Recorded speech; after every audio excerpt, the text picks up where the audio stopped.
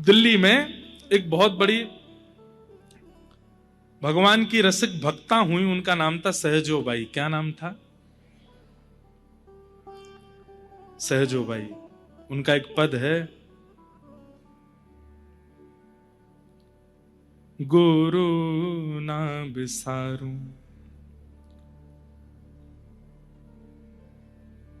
गुरु ना बिसारूं, मैं राम तज डारूं। क्या कह रही हैं? गुरु ना बिसारूं, मैं राम तज डारूं। मैं ठाकुर जी को छोड़ दूंगी पर गुरु जी को नहीं छोड़ सकती। ऐसी भक्ति उनकी अपने गुरु के प्रति। उनके जो गुरु जी थे, सहजोबाई के गुरु जी, उन्हीं के ही 332वें प्राकट्य दिवस की कथा करके आए हैं अभी हम यहां जयपुर में। श्री श्याम चरण दास जी महाराज, सहजोबाई के गुरु जी।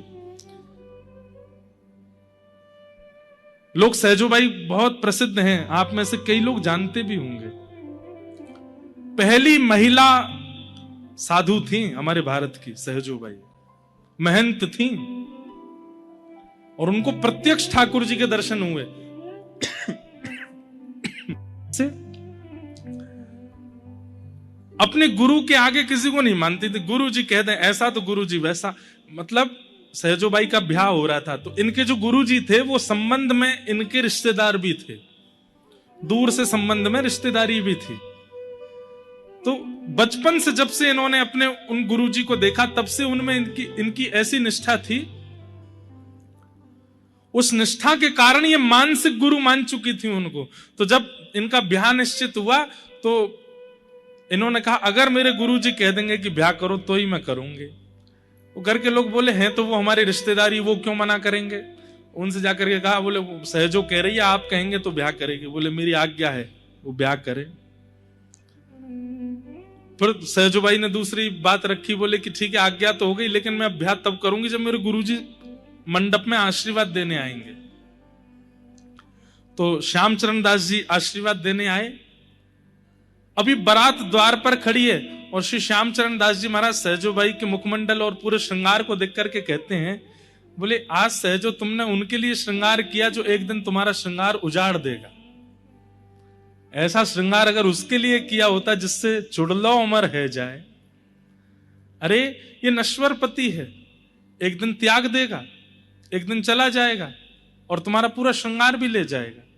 पर वो पति तो ऐसे हैं कि एक बार उसके लिए श्रृंगार करते हैं तो वो कभी श्रृंगार छीनता नहीं। सहज ही गुरु जी ने बोल दिया। उसी समय पिता से जाकर के सहजोबाई ने कहा मैं ब्याह नहीं करूंगी।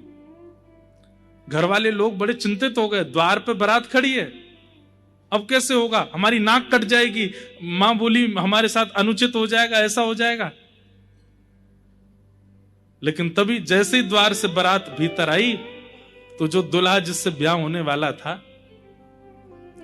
वहीं बारात में बैठे बैठे उसके प्राण चले गए। कोई रोग था उसको, पूर्व से गुरु जी को अनुभव हो गया था। और वो घर वाले तो जबरदस्ती बस ब्याह कर रहे थे कि जल्दी ये गृहस्थाश्रम में चला जाए, किसी को रोग का पता ना चले और हमारे बेटे का भी ब्याह हो जाए, वंश आगे बढ़ जाए।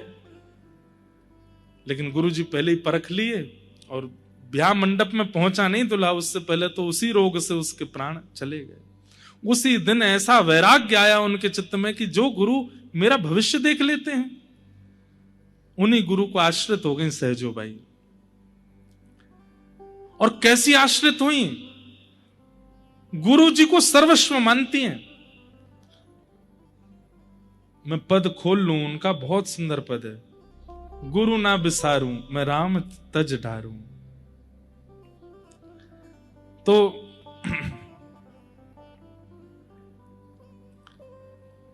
एक दिन गुरु जी को अपनी कुटिया पर आमंत्रित किया सहजोबाई ने और कहा गुरुदेव आप मेरे द्वारा प्रदान की गई सेवा स्वीकार करने आई है। तो गुरु जी बोले ठीक है हम आते हैं। तो उनकी गुरु निष्ठा इतनी तीव्र थी कि उससे ठाकुर जी बड़े प्रसन्न थे। ठाकुर जी बोले आज हम सहजोबाई की परीक्षा लेते हैं। बोले क्या, कैसे परीक्षा लेंगे? बोले जिस रास्ते से गुरु जी आ रहे होंगे उसी रास्ते से मैं भी आ जाऊंगा, देखता हूं ये पहले गुरुजी का स्वागत करेगी कि मेरा करेगी। ठाकुर जी परीक्षा लेने के लिए आए और उसी समय सामने से गुरुजी आ रहे हैं और गुरुजी के ठीक बगल वाली गली से ठाकुर जी भी आ रहे हैं, पीतांबरी पहन करके, मुकुट धारण करके, कमल नेत्र ठाकुर जी के, और मंद मंद मुस्काते हुए आ रहे हैं। देखें ये आज पहले सत्कार किसका करेगी, गुरु का करेगी कि हमारा करेगी। सहजोबाई ने ऐसी लीला की कि सब देख के चौंक गए। आप खुद को रख करके देखें कि आपके घर गुरुजी आ रहे हैं और उसी समय, ठीक उसी समय गुरुजी के साथ साथ ठाकुर जी भी आ गए। मान लो वेंकटेश भगवान आ गए, आप किसकी पूजा पहले करोगे? यहां बोलने को 4-5 लोग बोल देंगे गुरुजी की, पर करेगा कोई नहीं। जब सामने ठाकुर जी होंगे तो ठाकुर जी की ही करोगे। मैंने खुद से पूछा कि अगर मेरे गुरु और मेरे ठाकुर जी दोनों अगर सन्मुख आ जाते तो मैं किसकी पहले पूजा करता? तो मेरे मन में जो उत्तर आया वो क्या था कि मैं गुरु जी से कहता, गुरु जी ठाकुर जी आ रहे हैं, आ जाओ साथ में पूजा करेंगे। मेरे मन में क्या आया कि मैं अपने गुरु जी को भी बगल में बुला के कहूंगा, लो गुरु जी एक थाल एक तरफ से मैं पकड़ूं, आप पकड़ो, दोनों आरती करेंगे। लेकिन सहजोबाई ने ये नहीं किया। सहजोबाई ने क्या किया? दौड़ करके गई और ठाकुर जी का हाथ पकड़ करके खींच के अपने पास लेके आई, बोले लो थाल पकड़ो, गुरु जी आ रहे हैं, आरती उतारो। ठाकुर जी बोले, सहजो मैं भगवान हूं, मैं परमात्मा हूं, मैं ईश्वर हूं। सहजोबाई बोली, मैं सबका उत्तर दे दूंगी, सुनना चाहेंगे आप? बोले हाँ दो। बोले मेरे से श्रेष्ठ गुरु कैसे हो गए तुम्हारे? तब सहजोबाई उत्तर देती हैं, हरि ने जन्म दियो जग माही, आपने हमको विश्व में भेजा। आप भगवान क्यों हो? क्योंकि आपने हमको बनाया, आपने हमको शरीर दिया, आपने हमको नेत्र दिए, कान दिए, नाक दी, जीभ दी, हाथ दी, पैर दिए। लेकिन आपने आंख, नाक, जीभ, कान, त्वचा, हाथ, पैर सब दे दिए, पर इन पंच इंद्रिय और पंच कर्म इंद्रिय और पंच ज्ञान इंद्रियों को सदमार्ग में कैसे लगाया जाए, ये तो गुरुजी ने सिखाया।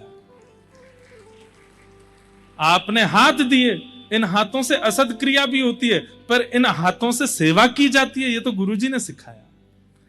इन नेत्रों को आपने दिया, पर इन नेत्रों से असद वस्तु देखी जाती है, इन नेत्रों से दर्शन करने चाहिए, ये गुरुजी ने बताया।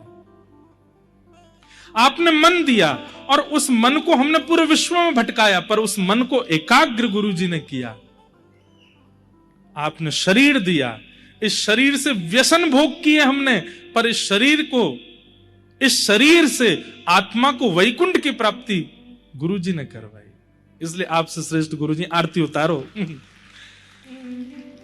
राम तजू में गुरु ना बिसारूं, राम तजू में गुरु ना बिसारूं, हरि ने जन्म दियो जग माही, हरि ने जन्म दियो जग माही, गुरु ने आवा गवन छुड़ाई, गुरु ने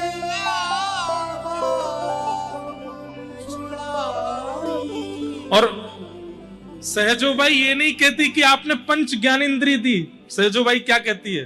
बोले आपने तो 5 चोर दिए थे हमको। कौन? बोले आंख, नाक, जीभ, कान। ये क्या है? वो चोर ही तो हैं। हलवाई की दुकान से इनका मन होता है कि बिना पैसे दिए रसगुल्ला खा ले। नेत्र तो वास्तविक चोर हैं। कोई सुंदर सामने आ जाए तो उसको ऐसे अपलक नेत्रों से बिना उसकी आज्ञा से देखने लग जाते हैं। ये पंच चोर आपने दिए।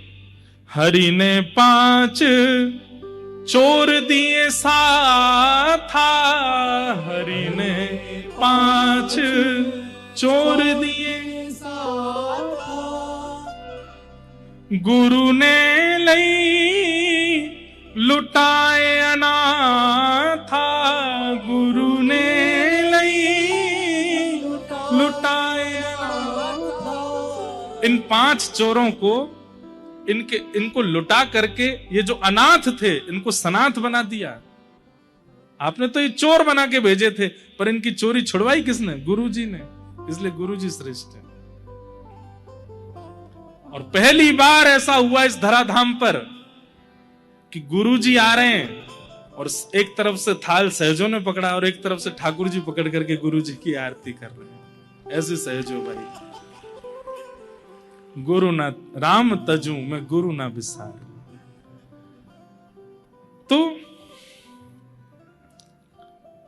वैद्यम वास्तव मत्र वस्तु शिवदम, मैं किस लिए कह रहा था कि भाग्यवान व्यक्ति वो नहीं है जो बहुत धन कमा ले, ऐश्वर्य कमा ले, नाम कमा ले, यश कमा ले। ये कमाना अगर भाग्यवान होता ना तो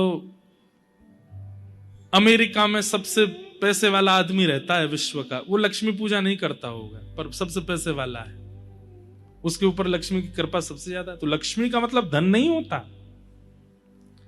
आपके पास, लेकिन हां निश्चित है अमेरिका में रहने वाला सबसे धनवान व्यक्ति उसने एक भी रसिक संत का दर्शन नहीं किया होगा। देखा जाए तो महाकंगाल है। हम आप सब लोग धनी हैं क्योंकि ऐसे ऐसे रसिकाचार्यों के, ऐसे ऐसे महापुरुषों के, ऐसे ऐसे भगवत प्राप्तों के हमको दर्शन होते। आज भी हमारे वृंदावन ब्रजमंडल में कितने महापुरुष ऐसे हैं जो गुप्त रूप से रहते हैं और हम जानबूझ करके उनकी बातें बता देते हैं पर नाम नहीं बोलते कि कोई पहुंच नहीं जाए उनके पास, क्योंकि वो चाहते ही नहीं कि उनका प्रकाश हो।